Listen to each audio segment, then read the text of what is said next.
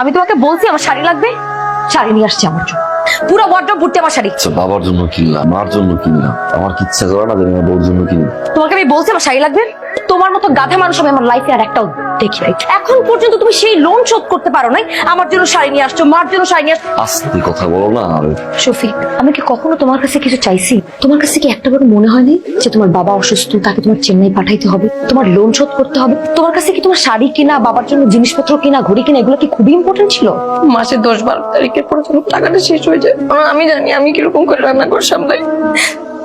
আমার চাপা কষ্টটা আমি কাউরে বলতে পারি না। আমার নতুন শাড়ির থেকে আমার জামার জুতা কেনাটা বেশি দরকার ছিল। তোমার জুতাটা ফিতে সেলাই দিয়ে দিয়ে পড়তেছে, একটা নিজের কথা ভাবছো। আমি তো জানি তোমার কত কষ্ট হয়, তুমি সবার জন্য ভাবো। আমার আর এগুলো দেখতে ভালো লাগে না। শোনো, পৃথিবীতে যে মানুষগুলো সব নানান রকম বাধা আসে, বিপত্তি আসে, আল্লাহ তাআলা সবচেয়ে বেশি পরীক্ষা করে সব মানুষের। কি খবর তোরা? এই রনি, কেমন আছো তুমি? ভাইয়া, রনি আমাকে নিয়ে মালদ্বীপ যাবে তো, তাই ভাবলাম তোমাদের কাছে দুদিন থেকে যাই। রনি, তাহলে বসো মা, ওদেরকে আপ্যায়ন করো। অফিসের সময় হয়ে গেছে, আমি আসি। দেখো রনি, এই গেট লাগাই দাও। দীপা, তুমি রুমে যাও, আমি রান্না বাড়া করছি। ভাবি, রুমটা কি পরিষ্কার করা আছে? হ্যাঁ মা, একদম পরিষ্কার করা আছে। আরেকবার যদি একটু পরিষ্কার করে দিতে, ওর আবার ডাস্ট অ্যালার্জি তো। সমস্যা নেই, আমি আরেকবার রুম পরিষ্কার করে দিচ্ছি। খুব বেশি ভালো না লাগলে আপনি জবটা ছেড়ে দেন। স্যার, সমস্যাটা কোথায় যদি একটু বলতেন। কেন আপনি বোঝেন না? এই কোম্পানির যতগুলো প্রজেক্ট, সবগুলো প্রজেক্টের পারচেজ আপনার হাত দিয়ে হয়। আপনি বোঝেন না? এই অফিসে কাজ যদি কেউ করে, জাকির সাহেব আর মিন্টু সাহেবই করে। স্যার, সমস্যাটা একটু বলেন, তাহলে আমি বুঝতে পারবো আসলে কোথায় প্রবলেমটা হচ্ছে। আপনি যে হিসেব দিয়েছেন আর ডেবিট এবং ক্রেডিটের খাতে কোনোটা সামঞ্জস্যতা আছে? স্যার, আপনি আমাকে একটু দেন, আমি আরেকবার ক্রস চেক করি। কি মনে হয় প্রমোশন কি হয়েছে? একটা মানুষ কিভাবে সৎ থেকে প্রতিদিন বসের ছাড়ি শুনে কি শুরু করলেন আপনারা? শফিক ভাই আপনাদের কারণে বসের কাছে কতগুলা কথা শুনলো। শফিক সাহেব, কি দরকার তো জানি, ফাইলগুলো ছেড়ে দেয়, কিছু টাকা কামান, আমরাও কিছু কামান।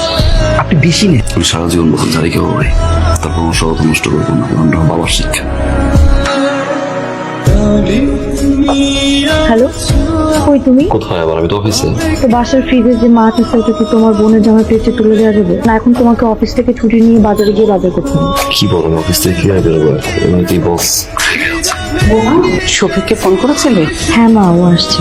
ভাবি, আমরা এসে কি তোমাদেরকে খুব বিপদে ফেলে দিলাম? না না, কিসের বিপদ? টাকা লাগলে বলো, আমি আমাকে টাকা দিয়ে রেখেছি। দীপা, তুমি এটা কি বললে? তোমরা দুদিনের জন্য ঘুরতে এসেছো, তোমাদের থেকে টাকা নিয়ে তোমাদেরকে আপ্যায়ন করাবো? আমাদের অবস্থা অতটাও খারাপ না। ফ্রিজে কি চিকেন আছে? ওর জন্য চিকেন সালাদ করতে হবে। সমস্যা না, আমি তুমি খাইতে করে দেবো। ভাই, খেতে আসো। কি লুকাইলাম? কই কিছু না তো। যে টাকাটা মাসে খরচ করার কথা ছিল সেই টাকাটা নিয়ে নিছো, তাই না? না, ওই লোনের কিছু টাকা দিতে হবে না। তুমি মোটেও ওটা লোনের টাকা পরিশোধ করার জন্য না। তোমার বোনের জামাই আসছে, শপিং করে দেওয়া লাগবে, সেই জন্য তোমার টাকাটা নিচ্ছ। বোনের জামাই আসছে, দুপুরবেলা খাওয়ার সময় তাকে 12টা থেকে 13টা আইটেম দেওয়া লাগবে, বিকেল বেলা থেকে ফ্রুটস দেওয়া লাগবে, আবার রাতের বেলা থেকে 12টা থেকে 13টা আইটেম দেওয়া লাগবে। ওগুলো টাকা কোথেকে আসে? আমার বাবা যে অসুস্থ, এটা কি মাথায় আছে? এক কাজ করো, আমার ড্রয়ারে কিছু স্বর্ণের জুয়েলারি আছে, সেল করো। একটা কথা বলার ছিল বলো। ভাই, আমি কালকে চলে যাবো। চলে যাওয়া মানে তুমি? ভাই, আসলে যে আমার একটা আর্জেন্ট কাজ পড়ে গেছে, যেতেই হবে। ভাইয়া, ওর আর্জেন্ট কাজ নাই, ওর এখানে থাকতে সমস্যা হতো, এসি ছাড়া ঘুমাতে পারে না তো, তাই। ভাই, কিছু মনে না করলে একটা কথা বলি, একটা এসি লাগিয়ে দিয়ে যাই।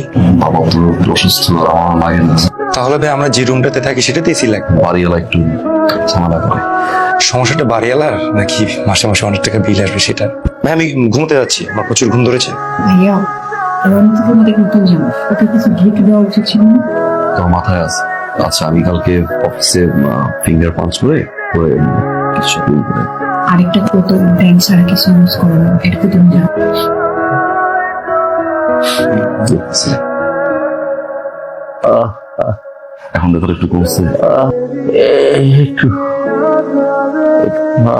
আচ্ছা, মা, ব্যথা কমছে? ব্যথা এখন না হয় কমেছে, কিন্তু প্রতিদিনই তো এরকম ব্যথা ওঠে। আমার তো ভয় করছে। তো ডাক্তার বলেছে খুব দ্রুত বাইরে নিয়ে চিকিৎসাটা করিয়ে ফেলতে। আমার মনে হয় দেরি করা ঠিক হবে। তোর বাবার যে জমিটা আছে সেটা বিক্রি করে ফেল।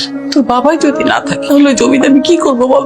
মা, কত কষ্ট করে জমিটা কিনছে। আমি একটা দেখি, আমি ব্যবস্থা করি। কিন্তু 5 লাখ টাকা জোগাড় করা তো নিশ্চয় মুখের কথা না। তুই ইচ্ছে করলে 5 লাখ টাকা জোগাড় করতে পারবি না।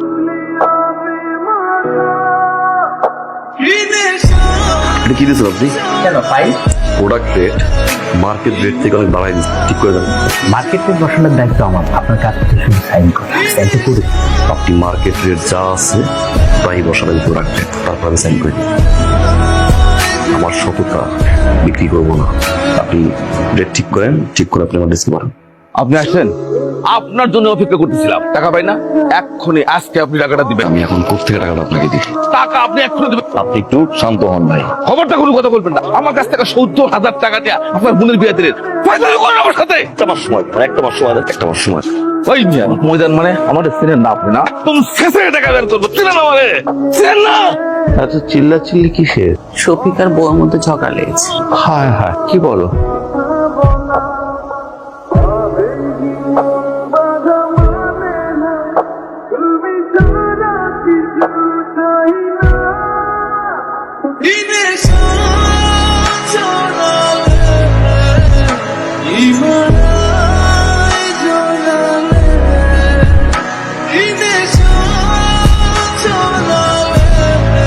এটা কি দিচ্ছি?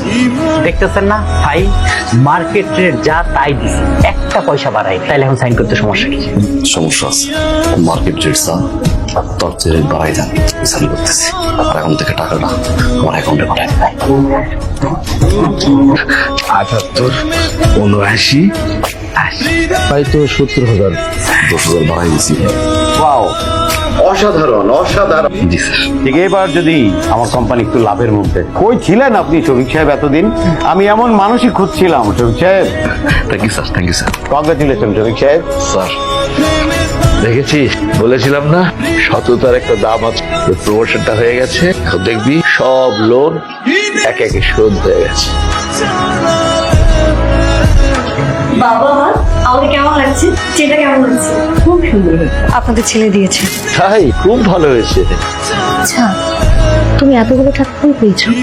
বললাম না, প্রমোশন হয়েছে। প্রমোশনে এত টাকা দেয়? জীবন চলার পথে অনেকগুলো রাস্তা সামনে, না চাইলেও কিছু কিছু রাস্তায় হাঁটতে হয়। যখনই ওইসব রাস্তা তুমি হাঁটা শুরু করবা, তখনই আমার মতো প্রমোশন হয়। কে আসলে? তুমি বসো, আমি আপনাদের কি কে? দরজা খুলেন, আমরা থানা থেকে আসছি। দরজা খুলেন। শফিক, আপনাকে আমাদের সাথে থানায় যেতে হবে। কেন, কি হচ্ছে? আপনার ছেলের নামে মামলা আছে, সে অবৈধ পথে টাকা ইনকাম করে। মানে কি বলছেন এগুলো? 2 দিন আগে যে বিল্ডিংটা ধসে পড়ছে, ওই বিল্ডিংটা বানানোর দায়িত্ব ছিল যারা যে কোম্পানিতে চাকরি করে সেই কোম্পানির। কোম্পানি থেকে এই 3 জনের উপরে দায়িত্ব দিয়ে, এই 3 জন টাকা খেয়ে সব 2 নাম্বার মাল দিয়ে বিল্ডিংটা বানাই। বিল্ডিংটা ধসে পড়ছে আর 18 জন জায়গায়। এখন এনাদের বস এনাদের নামে মামলা করছে। আপনারা আরেকবার একটু যাচাই বাছাই করে দেখুন না। আপনাদের যা বলার কোর্টে গিয়ে বলবেন। এটা হয়তো এটা হতে পারে না।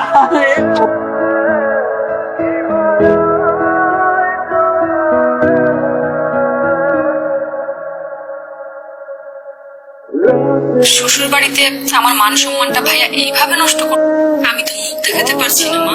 ফেসবুকে ভাইরাল হয়ে গেছে ভাইয়ার বিষয়টা। শফিকের মা, আমার শফিক চুরি করতে পারে না। ওকে আমি সততা শিখিয়েছি, ওরা মিথ্যা বলছে।